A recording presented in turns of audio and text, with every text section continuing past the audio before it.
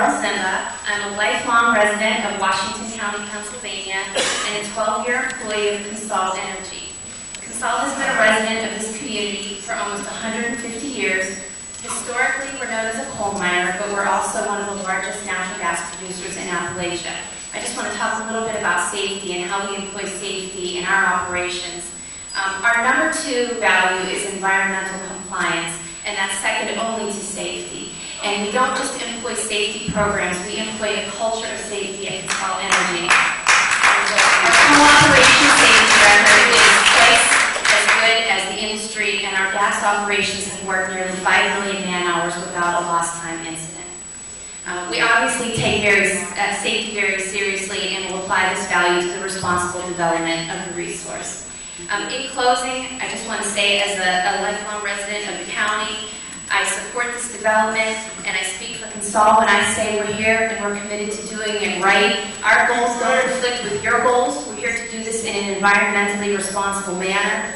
I welcome the economic benefits, the potential to keep energy costs affordable, and to increase domestic energy security. Thank you.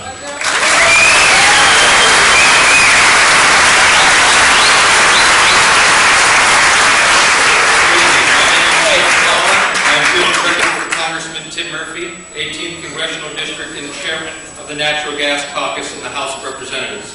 This evening we come together as a community bringing ideas to inform the Secretary of Energy Advisory Panel as it works with recommendations for improving the safety and environmental performance of natural gas extraction methods. I'm grateful for the opportunity to bring to you Congressman Murphy's issues working on and further echoes the constituency that we will hear this evening. This year, America will spend over $129 billion to OPEC countries. Beyond that fact, this money is invested in foreign economies and not our own. A portion of the $129 billion for foreign aid to OPEC will end up in the hands of terrorist organizations that seek to do our soldiers deploy overseas. It is not just in the interest of our energy needs, but in the interest of our national security to safely deploy natural resources. With the Marcellus shale presented in this industry, we have much advanced policies that expand the use of natural gas sectors in manufacturing and transportation. But we must do it right, with a dedicated focus on responsible exploration and development of the resource. In the 18th Congressional District and in Pennsylvania, we have no higher priority than to maintain our clean drinking water resources, especially residents who get their drinking waters from private wells. As stated in the Commonwealth Constitution, the people have a right to clean air, pure water, and preservation of natural and historic scenery. We look to our state regulatory agencies, which constitutionally serve as our trustees, to uphold the standards and to enforce strict safety protocols. Policies affected in natural gas must respect the role of state and local communities to decide the terms, considerations, and deployment that take place. I've heard from constituents, homeowners, business owners, and natural gas workers who deeply care about this. The industry must work in action with government and business, and the community must be a partnership, not a conflict, in order to fully realize the potential of natural gas. The regulation must be based on the sound science, and I appreciate that the body is working towards the science and extraction process developments towards the present. Ultimately, when it comes to the well-being of our communities, there should be no shortcuts, no loopholes,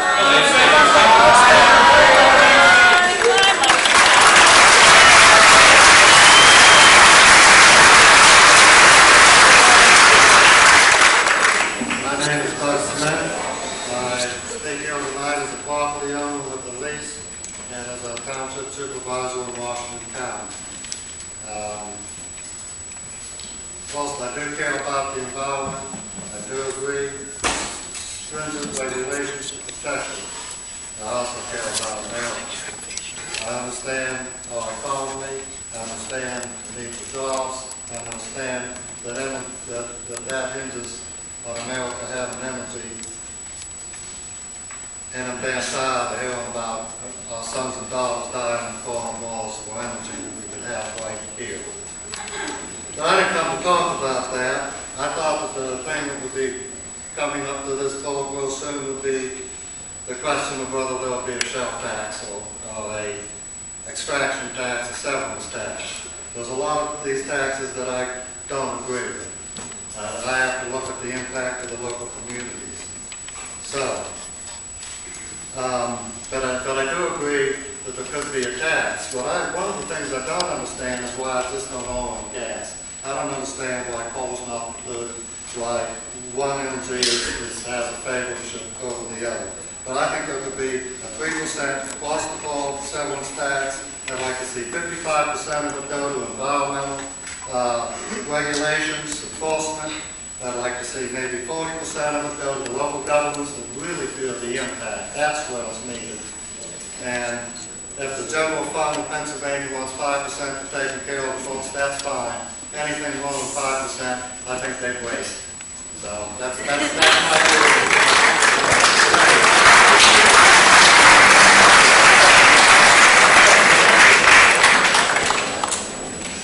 Good evening. My name is Josh Fox.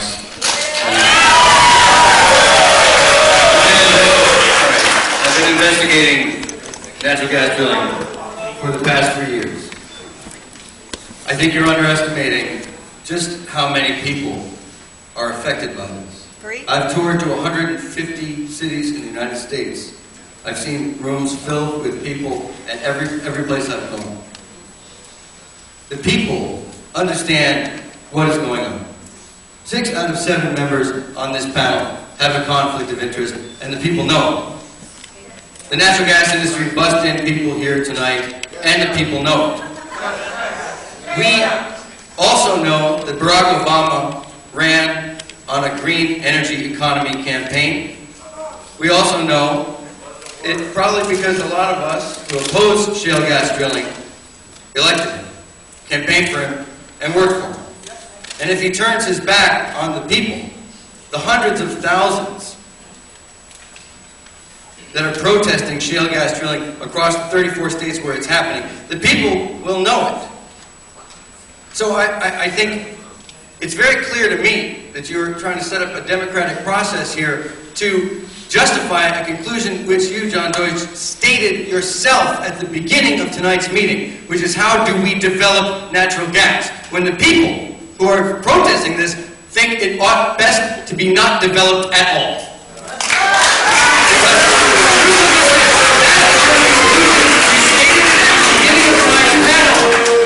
This is a sham. This is not democracy. This is you using this forum to justify your conclusion, which you've already stated. If Stephen Chu cares about climate change,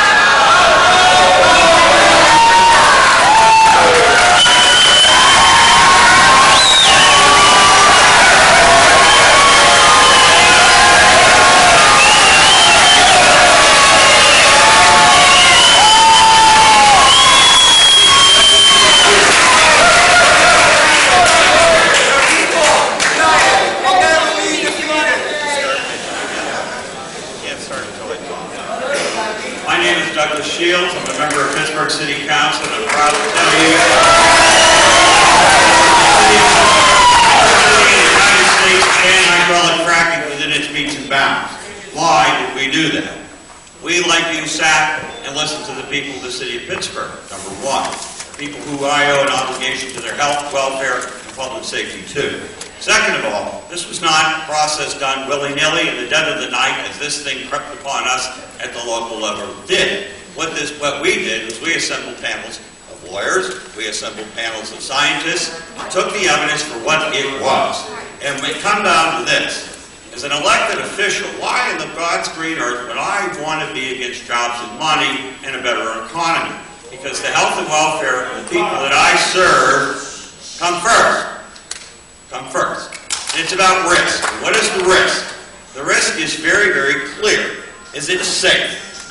Right now, we have the wells drilled in violation percentage of the first 4 months of 2011. Total wells drilled in May 4, 2011, 515 wells. Total violations for the first 3.25 months of 2011, 480 violations. 93% of violations of these strenuous regulations that everybody thinks needs to be tightened up. You have a well blowout.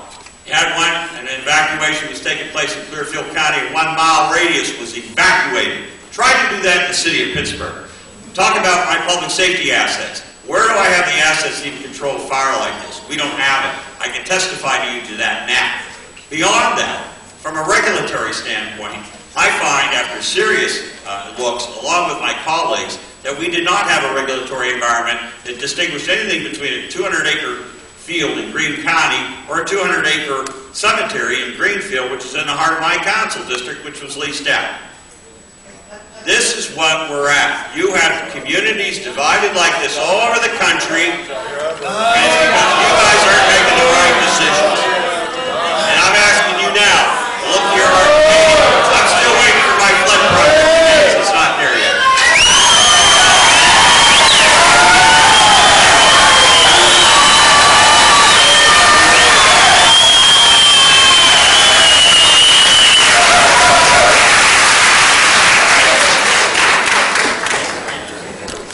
Good evening. My name is Dr. Michael Hummel, and I'm a university professor. First of all, I would like to thank this distinguished group of professionals for joining us here this evening. Actually, I would like to thank everybody for joining us here this evening, regardless of your perspectives. It shows me leadership, okay? But responsible leadership includes reaching out, communications, dialogue. But factual dialogue, not emotional dialogue. Now, I've been dealing with range resources for about 4 years as a landowner in Hickory. Okay? And I will tell you, this is a stellar group of professionals that are always willing to engage in factual dialogue. Now, 90-acre farm that my wife and I live on, 4 years, we're in 2 units. Probably about a dozen wells. Got water running through the land. Have horses, got dogs, got all kinds of animals, wild game. We have 2 deep water wells. Not a single problem the whole time that we've lived there. At all. Now, this is a great management team. They have contemporary technology. They got an enormous amount of experience. They have a great safety record. And everybody in Range Resources, in my experience, cares about the community and they care about the environment. And they did something that the government couldn't do. They stimulated this local economy. They brought jobs here, real jobs that's going to stick with us.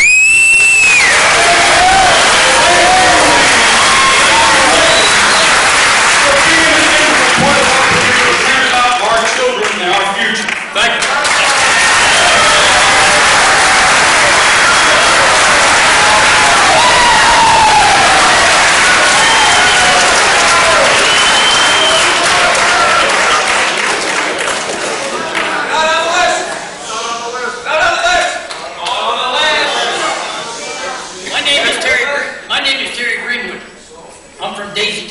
Washington County. I have 58-acre beef cattle farm, and I work.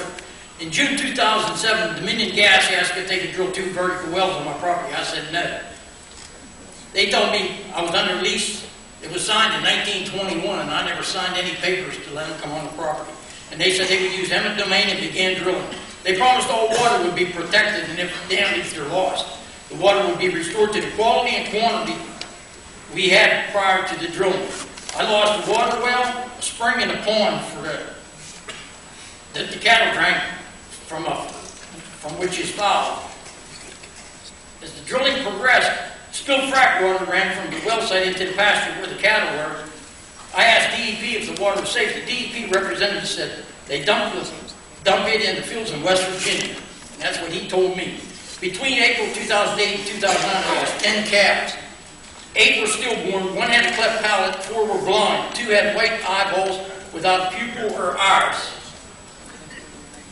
I also lost a 2-year-old heifer. When I told DEP about the calves, they said, that's a farmer's luck. I said, I'd have been out of business 18 years ago if I'd have been like this. I fenced off the pond in 2008 to prevent the cows from drinking it. I haven't lost any calves since 2009. 5 water wells were dug before they found water. The new drinking well is 30 feet from the manure pile where we've been feeding the cattle for 20 years. The water is also so salty you can't drink or cook with. The DEP says it's salty because we're not using it.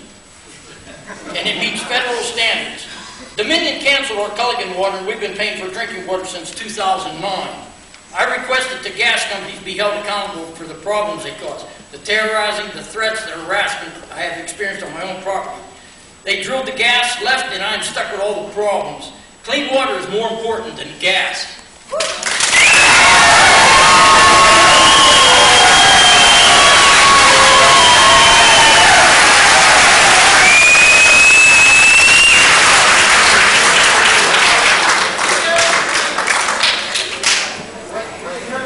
We're going to continue to change speakers 3 at a time. So the next 3 speakers are Bob Garland, Douglas Smith, and Sherry Hart.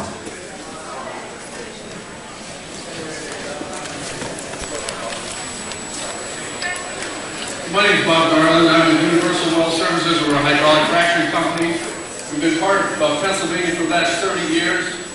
And, we've been around for quite a while. We used to frac some of those other wells that people talk about, the grandfather wells and stuff like that. We frac them the same way as we do them ourselves.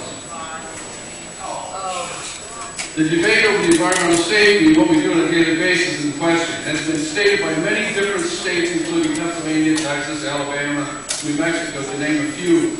And the regulating agencies, including EPA, U.S. Department of Energy, Groundwater Protection Council, and the Interstate Oil and Gas Commission.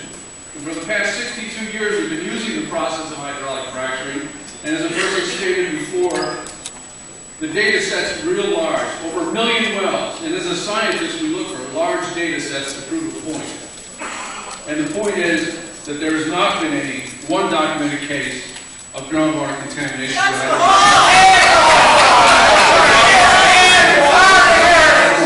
And plentiful energy sources in the United States. The industry is happy to educate and communicate to the people that want to know and want to listen the process that it entails. Fracturing is not a drilling process. The drilling rig's already gone when we get there. The additives we use are listed in the DEP and PA and DEC in New York. Many of the companies like Gary Schlegel's company right now is actually having those chemicals on their website. The industry will answer challenges that are made through their entrepreneurial spirit and science. The source of energy is domestic, it's abundant, it's clean, it's affordable, and it's creating jobs. We've created over 9,000 jobs this year, the first 3 months of the year. Ask those people that have those jobs what they think about the industry. And I showed up early. One person said before, I showed up early because I knew that this would be a popular subject. And I was here at 4:30, and that person spoke in front of me, and I'm part of the industry. So I don't know where she got the idea that the industry was prior knowledge. Thank you very much.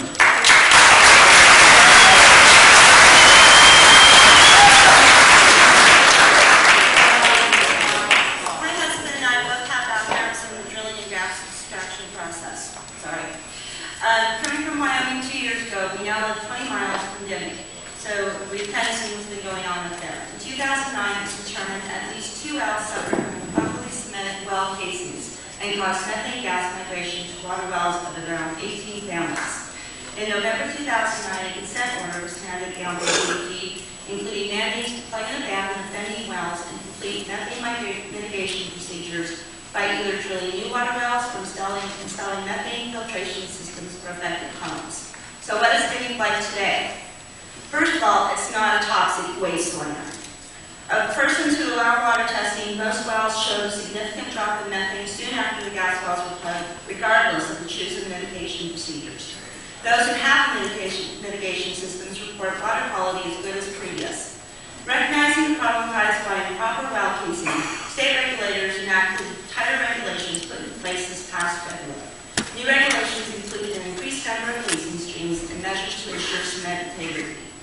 Many of the gas companies actually put these procedures into place well before they went to place in bedrock. Representing a larger population of Dimming area residents, there are 40 people who realize benefits of drilling outweigh risks out of 1,500 people, I should add. Members of the local group reach out to state politicians to influence practical policies involving gas companies and protecting both residents and the environment. The outcome is due to the proximity of state regulators and their knowledge of local geology. Both led to the ability to determine the cause, initiate measures to solve the issue, and follow the regulations to lessen the chances of future occurrences. It is my opinion regulations at a federal level would not be so quickly enacted because of the amount of red tape. Increased federal expenditures to monitor an activity not occurring in all 50 states is a greater expense than at the state level for regulators to adjust their budgets. Thank you.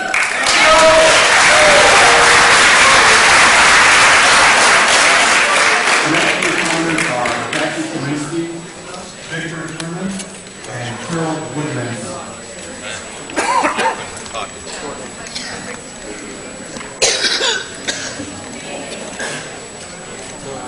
My name is Kathleen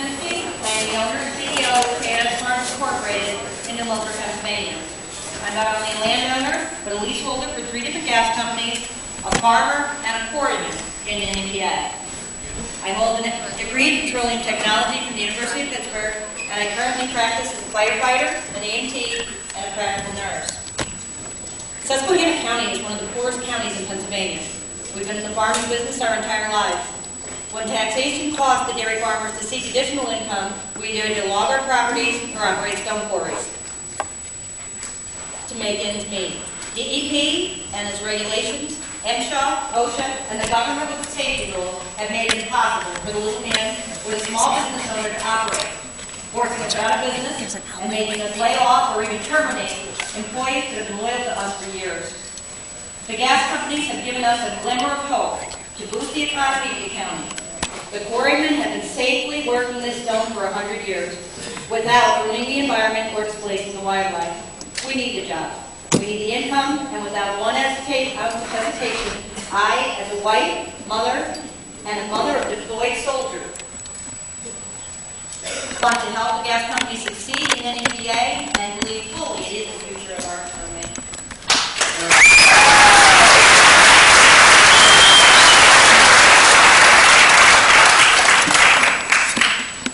President Obama said on national TV, "We are the first nation to be founded for the sake of an idea.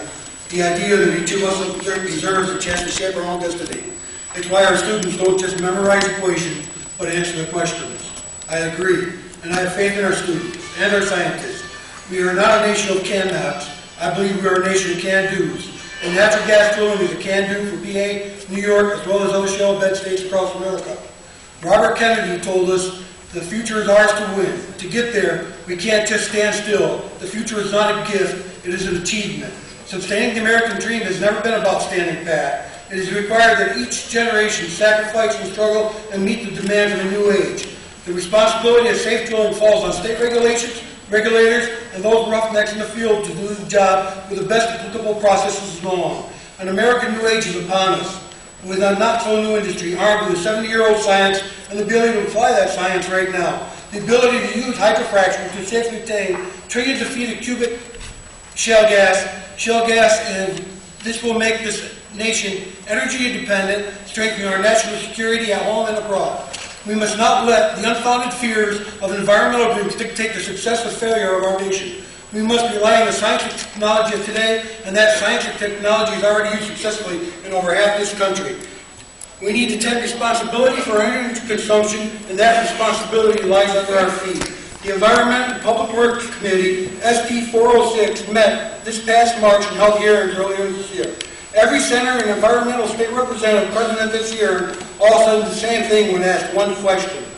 Do you know of any groundwater source contamination caused by slickwater hydrofracturing? To which those who oppose and those in favor all have the same answer.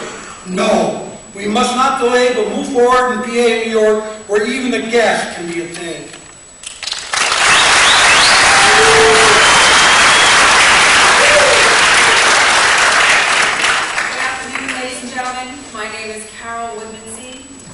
I reside in Wayne County, Pennsylvania. I live there, vote there, raise my children there, and have grandchildren there. Wayne County is in the Delaware River Basin. In Wayne County, 37% of the citizens are receiving government aid because there are no jobs in the private sector. Our kids leave our area to find meaningful employment elsewhere.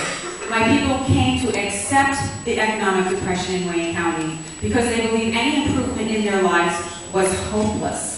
The people in Wayne County have always made their living from the natural resources of our land, farming, forestry, and mining. Drilling for natural gas is a perfect opportunity that inspires hope in our citizens. It offers our citizens an opportunity to experience prosperity by pumping millions of dollars into our local economies.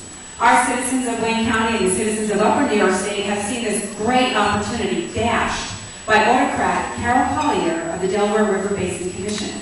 She refuses to defer environmental issues to the individual states' laws and endeavors to impose such unreasonable regulations as to stop all gas production in the Delaware River Basin and doom our residents to eternal poverty with no hope for improvement.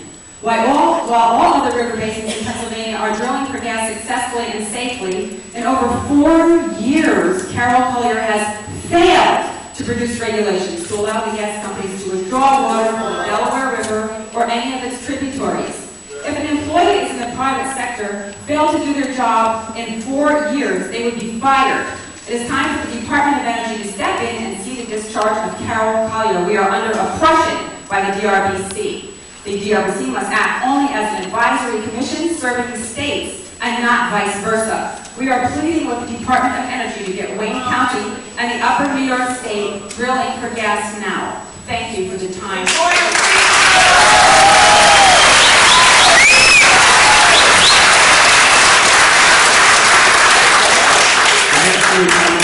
Are Ina Rath-Kimport, Susan Dorsey, and Marion Sorego.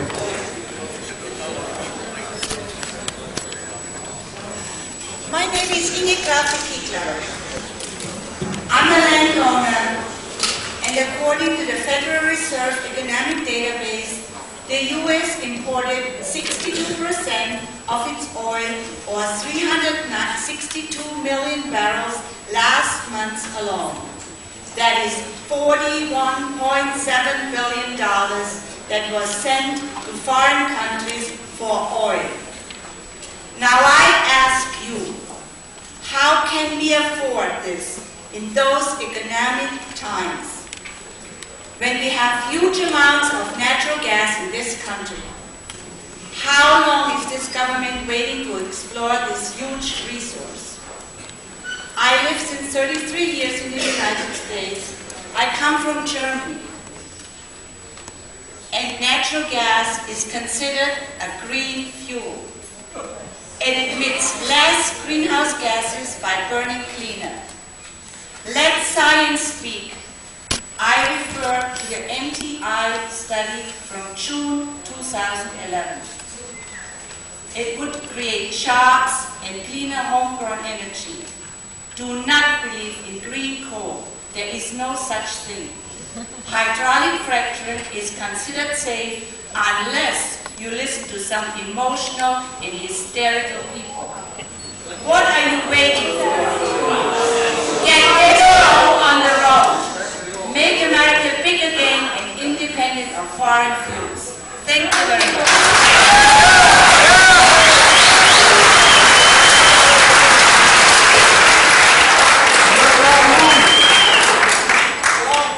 In the 1980s, I lived for 8 years with 2 kids in diapers in a one-room, hand-hewn log cabin in Shenango County, New York, with no running water, only a wood-cooked stove for heat in upstate winters. I raised kids and chickens and goats and pigs in a huge vegetable garden in order to be self-sufficient. We had an outhouse and an outdoor water pump. So I understand and also have experienced what those who would rather have been born 300 years ago pretend. My babies were boys. Because I lost my husband when I was 23, I've always dreaded losing one of them. I realized the duty of every American to defend our country. But as the boys grew, I could never let go of the fear that they would be called up and wasted. So, I can also empathize with those who fight gas development on the grounds of fear. It's a powerful emotion. When I first heard of local gas development, I was naturally skeptical, and I sought every source of information and weighed carefully. Sending our youth to fight foreign wars so that we can control resources safely out of our view on the other side of the earth is immoral. You can't ask me to sit on this gas when in the Bible the parable of the talents tells us it's a sin to bury our riches in the ground. As landowners, we only want the right to develop our God-given resource. NIMBYs claim the right to institute laws to zone gas development out. If they had relinquished their right to consume fossil fuel, we would perhaps be persuaded by their sincerity rather than outraged at their hypocrisy. There is a vicious civil war, uncivil war on the streets of every small town around me, and as you know, war is hell. Please deliver us from this with an executive decision. Be a true leader, Mr. Obama. Lead us to implement a viable energy policy, drill a gas well, and bring a soldier home.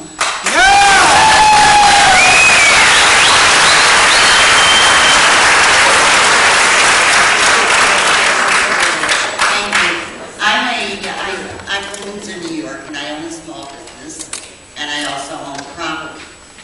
I know that the southern tier of New York is very hard up. There are no jobs. People cannot come to my restaurant because they don't have the money to buy food for it. It's the one thing that they can not do. We have an opportunity with the gas to go ahead and make it work. Should it be done safely? Absolutely. And it can be done, and it's your job to make sure that the people are out there to do that. Our country needs it, our communities need it, we all need it. Thank you.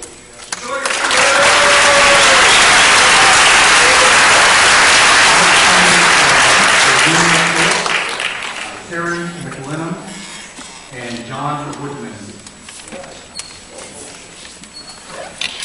Hi. I also am a two-time breast cancer survivor and don't live near anyone's. Pretty closer. Also, there's a lot of rudeness going on in this room, is there not?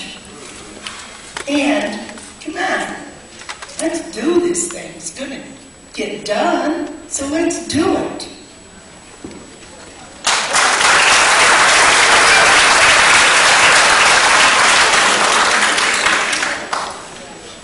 Hello, I'm John Deutch. I'm from Buckingham Township in Wayne County in Pennsylvania. That's on the very eastern part of Pennsylvania. I appreciate the fact that people come so far to hear so much that everybody seems to be surprised that the Department of Energy has guys connected to energy on it. There's a lot of consternation here. I don't understand that at all. The next time when you guys are talking to President Obama, as you've been asked to do, suggest that he have a Department of Fear and Loathing so that everybody can show up and then have it make sense to them. And perhaps a Department of Rudeness. So anyway, we are in the Delaware River Basin, and there's no drilling in our part of Pennsylvania.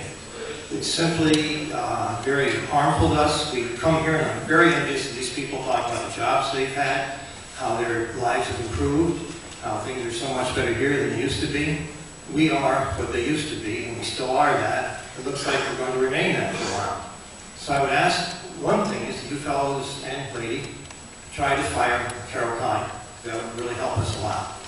The other thing I think would help a lot is if you encourage service stations have two kinds. One that sells gasoline, has no deep water drilling, has no fracturing, doesn't use anything from Alaska, and charge like $12, $13 a gallon to let these people use that are against fracturing.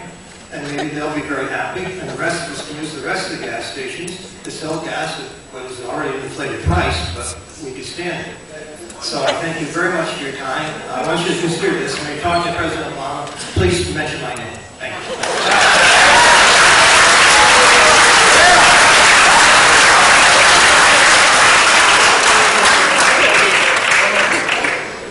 The next two commenters are Ron Cruder, Bernie Lindsay, and Rodney Archibald. Thank you for the opportunity to address your panel. I've been in the safety and fire protection industry for almost 40 years now. And back in the 70s, the government came out with a law called OSHA. And they mandated that the workplace be made safe for all the workers and that the working environment be safe. And most companies, institutions, colleges, schools, dreaded the fact that they had to comply with government regulations. One of the things that I've noticed in my 40 years in the fire protection and safety industry is that the oil business, the gas business, never had problems with that. They always seen to it that they met all the standards and exceeded them. And so what I don't understand is why there's so much talk about lack of safety and environmental concern. Because the only culture that I've found that has been more concerned about safety has been, other than the oil and gas industry, has been the coal mining industry and also the electrical generation industry. Even institutions have a hard time finding money and time and resources to devote to safety. So in my experience, I found nothing but a real safety culture and environmental consciousness culture in the oil and gas industry, and I wanted to let you know that. Thank you.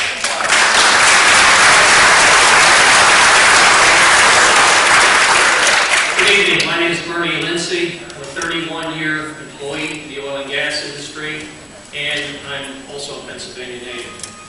This great Commonwealth has been shaped by the hard work and toil of many dedicated individuals, intent on forging their futures in the sweat and toil of the blue-collar steel mills of eastern and western Pennsylvania, and the anthracite and bituminous coal fields of northern and western Pennsylvania. Our lives today are very much shaped by that rich heritage, and Pennsylvania has benefited immensely from the hard work of those steel workers and coal miners who daily risk their lives to ensure their lives and the lives of their children would be much better than that which their parents or grandparents had. I'm fortunate to say my life was one that benefited from being raised in the steel workers' home, and for 40-plus years my father toiled in one of those steel mills in Pennsylvania. To remove the natural resources lying deeply under our feet requires a much more precise science today as we move to drill longer laterals at deeper depths and with much greater precision, which in turn means much more oversight and technical care is required than what had been required when shallow vertical wells were drilled. The regulatory environment has changed such that multiple highway occupancy permits, stream crossing permits, ESCGP-1 permits, and archaeological studies, in some cases wetlands replacements, all play into just some of the permits and requirements drillers must meet before the bit hits the ground. Up to 6 strings of casing in addition to coal strings and coal active areas are installed while drilling through freshwater zones, all cemented to the surface at depths well below any freshwater zones may be encountered. Then the drilling is carried out through all those cemented layers of casing down to the zone 6,000 feet and lower. Most companies will have invested around $5 million per well of hard-earned corporate dollars to produce the gas encountered in each well, all at the risk that each well may not be productive as the last. But without that risk investment capital in America's energy future, we become that much more reliant on insecure nations to supply our energy needs. Thank you.